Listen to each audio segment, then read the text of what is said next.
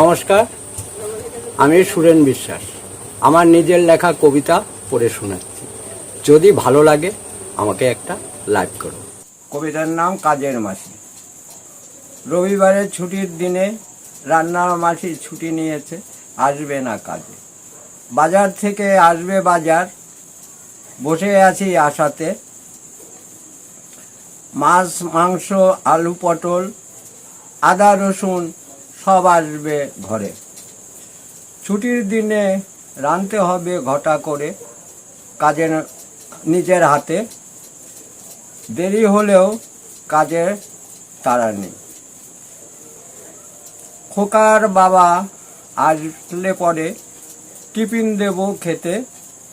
গরম গরম ডাল কচুরি, এক কাপ চা দেব টেবিলে। টিফিন খাবে পেপার নিয়ে বসে আপন মনে। 6 দিনও বাদে ঘটা করে নিজের হাতে, মন খুশিতে রাঁধবো আমি রান্নাঘরে বসে। রান্নার শেষে চিন্তা করি রান্নাঘরে বসে, রাত পোহালে সোমবার, অফিস যাবে তারা সকালে। কাজের তারা আছে রান্নার মাসি কাল সকালে। কাজে যদি না আসে রাতে ঘুম আসে না চোখে।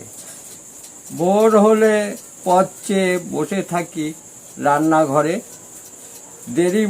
দেরি হলে ভয় শুধু অন্তরে। দাদু ভাইরা, আমাকে একটু লাইক করো এবং আমাকে একটু ফলো করো।